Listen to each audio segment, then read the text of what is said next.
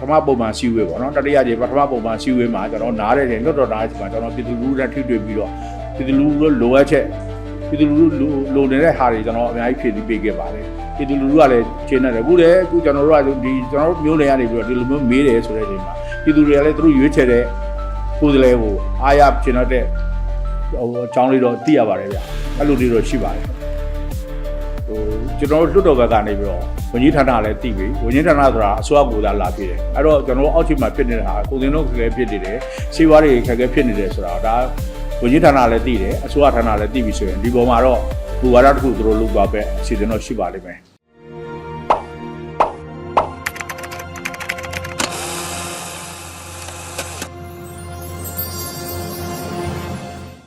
်ဆရာဒီနေ့ပြည်သူ့တော်မှာဒါရှေ့ခံစားလောက်ကိုလည်းစေဝတ်ပစ္စည်းတွေဒါတွဲကုန်ချောချရပေါ့နော်နောက်တစ်ခုကကြာဒေတာအတွင်းထုတ်ကုန်ထောက်လို့မှုတွဲဖို့အတွက်ဒါထိရောက်တဲ့မူဝါဒချမဲ့ပုတ်စီရှိဆိုတဲ့ဒီပုံပေါ့ဒီမိခုနေရာရည်တွေချက်တယ်ကျွန်တော်ပထမအဦးဆုံးပြုလုပ်ပါတယ်ခင်ဗျာကျွန်တော်တို့နိုင်ငံမှာကျွန်တော်ကပြည်သူတွေရွေးကောက်ထားတဲ့ပြည်သူ့တော်ကိုယ်စားလှယ်ဖြစ်ပါတယ်လက်ရှိပုံသင်းလုံးတွေကတော့အားလုံးကြီးပြနေတာလေပုံသင်းလုံးကြီးပြနေတာဆိုတာအချိန်မှာနယ်သက်ကုန်တွေပိတ်တယ်ဟုတ်တယ်မလားဒီပေါ်မှာမှနောက်အခွန်အခတွေကြီးပါတယ်ဒါကြောင့်မလို့ကျွန်တော်ကဒီပြည်သူလူထုအမှန်တကယ်လိုအပ်နေတဲ့စားတောက်ကုန်နဲ့ဆေးဝါးတွေကိုခွန်ဖြေလျှော့ပေးဖို့ရှိအဲ့ဒီအချိန်မှာလေကျွန်တော်တာရကပေါ့ဖိလစ်ပိုင်လူတွေဟာဟိုပါပေါ့ချော့ဗီယက်နမ်နဲ့အဲ့သုံးခုရဲ့သူတို့ပြုမှုတဲ့ကိစ္စတွေနဲ့ပတ်သက်ပြီးတော့ကျွန်တော်တင်ပြဆွေးနွေးသွားတာဖြစ်ပါတယ်ဒီမှာလည်းကျွန်တော်တကယ်တမ်းလိုအပ်နေတဲ့ဖြစ်တဲ့အတွက်ဒီဟာကိုဝကြီးဌာနအနေနဲ့ဘယ်လိုများကုညီဖြည့်ရှင်းပေးမလဲပေါ့ဒါမျိုးလေးသိကြလို့ကျွန်တော်ကအေးတာပါဗျာဆရာမေးလိုက်တဲ့အထက်မှာချက်၃ချက်ကိုအခြေခံခံတော့တာပြောပေါ့နော်ဆိုတော့အဲ့ဒီအပေါ်မှာရောဒီဝိဌာနဘက်ကဖြည့်တဲ့အပေါ်မှာဒါမှလည်းဖြည့်ခဲ့ရဲဆိုတာတစ်ချုပ်ကြီးလေးနဲ့အဲ့ဒီအပေါ်မှာတော့ဆရာတော့တာသူတို့ကတော့ခုနပြောတော့မူဝါဒရှိတာပေါ့သူတို့အခြေခံဥပဒေပုံမှားတွေမူဝါဒရှိတယ်ဒီပေါ်မှာဝန်ကြီးဌာနကနေပြီးတော့သူတို့လုံနိုင်တဲ့ဟာနဲ့သူတို့ဖြည့်ဆည်းပေးနိုင်တဲ့ဟာနဲ့သွားကြတာကျွန်တော်ကတော့ကျွန်တော်ပြည်သူတွေခက်ခဲဖြစ်တယ်ပြည်သူတွေခက်ခဲဖြစ်တဲ့ဆိုတဲ့အချိန်မှာစေဝါတွေတွင်သွင်းမှုဆိုလို့ရှိရင်စေဝါတင်သွင်းနေဆိုလို့ရှိရင်စေဝါကုန်ထုတ်လုပ်သူများစေဝါထုတ်လုပ်စေဝါတင်ရှိတာပေါ့မြန်မာနိုင်ငံစေဝါလုပ်ငန်းရှင်များတင်ရှိတယ်သူတို့ရှိရနေပြီးတော့ကျွန်တော်ကလုပ်ငန်းလုပ်မယ်ဆိုလို့ရှိရင်ဒီဆေးကုမ္ပဏီတစ်ခုကနေပြီးတော့ဒီဆေးအသင်းကိုတင်ရတယ်ဆေးအသင်းတင်ပြီးဆေးအသင်းကဖွံ့ဖြိုးပိတ်ကြပြီဆိုတော့ဆေးအသင်းရဲ့ဖွံ့ဖြိုးပိတ်တဲ့လိုအပ်တဲ့ဟာကိုပဲတင်သွင်းခွင့်ရှိပါတယ်။ဘာကြောင့်လဲနိုင်ငံသားငွေကန့်သတ်ချက်လည်းရှိတဲ့အတွက်ဒီဟာတွေကအဲ့လိုဖြစ်နေတာလေးကိုဒါကကျွန်တော်တို့ဝန်ကြီးဌာနကိုလည်းသိအောင်ဘယ်လိုဖြေလျှော့ပေးလို့ရမလဲဆိုတဲ့စနစ်နဲ့ကျွန်တော်မေးတာပါ။ဘာကြောင့်လဲဆိုတော့ကျွန်တော်တို့မှာအခုဆိုလို့ရှိရင်မိုးရသည်ဟိုဒီလိုတို့ကိုဖြစ်မယ်ဒီလိုမျိုးပေါ့ဒီကက်ခဲဖြားနာဆေးတွေလည်းလိုအပ်ပြီ။နောက်နာတာရှည်ယောဂသမားတွေအတွက်ဆေးဝါးတွေလည်းလိုအပ်ဒီဆေးဝါးတွေအတွက်ကိုကျွန်တော်ကခြေကွက်မှာတမိုးအရန်ကြီးနေတယ်မရှိတဲ့လူတွေကတော့ဟာဘောနော်အခက်အခဲဖြစ်တဲ့အတွက်ကျွန်တော်ကဒါကိုဒီမေးခွန်းမေးခြင်းဖြစ်ပါတယ်ဆိုတော့ဝန်ကြီးဌာနဘက်ကသူတို့လှုပ်ထားပြီးဖြစ်တဲ့လုပ်ငန်းစဉ်တွေပြောပြတော့တာလေတော်တော်များများပြောရတယ်ပေါ့ဆိုတော့သူတို့လှုပ်ထားတဲ့ခါတွေကတကယ်ဆရာတင်လိုက်တဲ့မေးခွန်းဆရာမေးလိုက်တဲ့မေးခွန်းဆိုတော့ဒါဒေတာအတွင်းမှာအောက်ရှိမှာဒါလိုအပ်ချက်တွေအများကြီးဖြစ်နေတာဒါပေမဲ့သူတို့ကတော့သူတို့ဘက်ကလှုပ်ထားတဲ့ခါရှိလို့ပြောဆိုရင်နိုင်ငံတော်ကလှုပ်လိုက်တဲ့ခါနဲ့ဒီအောက်ရှိမှာဖြစ်နေတဲ့ခါနဲ့ဟိုပွေးပြမှုရှိနေတယ်လို့ပြောလို့ရနိုင်လာ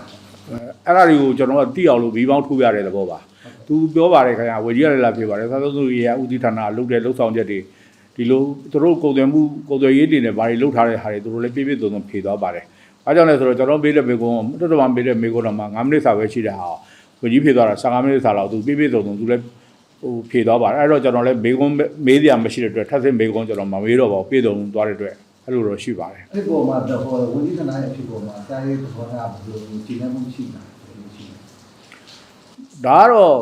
့ဝန်ကြီးဌာနကိုကျွန်တော်က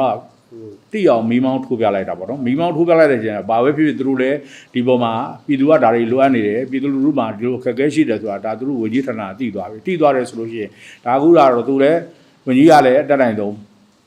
းသူ့ဘက်ကအရှင်းပြအောင်ဖြေသွားတာလေမူဝါဒနဲ့အညီဖြေသွားတယ်ကျွန်တော်ကလည်းလွတ်တော်ဥက္ကဋ္ဌကြီးတစ်ဆင့်မေးမြန်းတဲ့အတွက်ဒါလွတ်တော်ဥက္ကဋ္ဌကြီးရှိကိုလည်းသူတို့အကြောင်းပြန်ရမှာပေါ့နော်ဒီဝကြီးဌာနတွေလည်းအခုတိတ်လေရဆိုလို့ရှိရင်ကျွန်တော်ဒီအချက်လက်တွေနဲ့ပတ်သက်ပြီးတော့ကျွန်တော်ဖိုင်တစ်ခုသူပေးသွားပါတယ်ဝကြီးရွာနေပြီးပေးသွားတယ်ဒီသူတို့ဥပဒေပုံမှန်တွေဘာကြောင့်ဘယ်လိုလုပ်ရတယ်ဘာကြောင့်ဘယ်လိုလုပ်ရတယ်ဆိုတာလည်းပြောသွားပါတယ်နောက်ဒီဗမာပြည်မှာလည်းခုနပြောတော့ဆေးထုတ်တဲ့ဟာတွေရှိတယ်ဒါပေမဲ့ဆေးထုတ်တဲ့ဟာတွေကပုဂ္ဂလိကဆေးထုတ်တာဖြစ်နေတယ်သူတို့မှလည်း ကုန်ကျန်းရရှိတဲ့ပူအောင်မူတည်ပြီးတော့စေဝါတွေကအဲ့လိုခက်ခဲဖြစ်နေတဲ့ဟာတွေကိုကျွန်တော်ကထောက်ပြတာပါ ဆိုတော့အခုနဝန်ကြီးဌာနကဖြစ်သွားတယ်လို့ပဲဒါဆရာတင်လိုက်လို့ဆရာကမိဖို့မိတယ်ဆိုတာထက်တော့ပို့ပြီးတော့တစ်ဆင့်နေကျွန်တော်နားရတဲ့အချက်တူတွေလို့ပဲကျွန်တော်တို့အဲ့ဒါမျိုးထုတ်ပြလို့ရတယ်ဆိုတော့သူတို့ဘက်ကပြန်ဖြေသွားတယ်လို့ပဲသူတို့ဘက်ကတော့လုံနေတယ်ဒါပေမဲ့အောက်ရှိမှအဲ့ဒီခါမရောက်ဘူးဆိုတော့အခုဆရာတင်လိုက်တဲ့မိဖို့ဆရာမေးလိုက်တဲ့မိဖို့အပေါ်မှာသူကတကယ်ကိုကြက်ကြက်မဲ့မဲ့နဲ့ဆောင်ရွက်ခင်းရင်တော့မှဒီအခြေခံတောက်ပုံတွေဆေးဝါးတွေကတကယ်ရောစိတ်ကြနိုင်ပါမလားအောက်ရှိမှာ ကြာမှာပါဘာလို့ဆိုလဲဆိုတော့တို့ရက်ရစီပန်ချက်တွေလည်းရှိတယ်ဒီပေါ်မှာကျွန်တော်တို့ကမေးတဲ့အတွက်တော်တော်တဲ့အစိုးရနဲ့ဆိုတာထိန်းအောင်ဖို့အတွက်ကျွန်တော်တို့ကလွတ်တော်ကြီးပေါ်လာတာအဲ့တော့အစိုးရဆိုတာကတော့သူ့ရဲ့အစိုးရလုပ်ငန်းလုပ်တာပေါ့ကျွန်တော်လွတ်တော်ကတော့ကျွန်တော်ပြည်သူလူထုတိုင်းအခုဆိုလို့ရှိရင်ကျွန်တော်တို့ပြီးခဲ့တဲ့ပထမကြိမ်ပထမပုံမှန်စီဝေးပေါ့နော်တတိယကြိမ်ပထမပုံမှန်စီဝေးမှာကျွန်တော်နားတဲ့ချိန်လွတ်တော်နားချိန်မှာကျွန်တော်ပြည်သူလူထုနဲ့ထိတွေ့ပြီးတော့ပြည်သူလူထုလိုအပ်ချက်ပြည်သူလူထုလိုနေတဲ့ဟာတွေကျွန်တော်အများကြီးဖြည့်ဆည်းပေးခဲ့ပါတယ်ပြည်သူလူထုကလည်းချိန်နေတယ်အခုကျွန်တော်တို့ကဒီကျွန်တော်တို့မျိုးနယ်ကနေပြီးတော့ဒီလိုမျိုးမေးတယ်ဆိုတဲ့အချိန်မှာပြည်သူတွေကလည်းသူတို့ရွေးချယ်တဲ့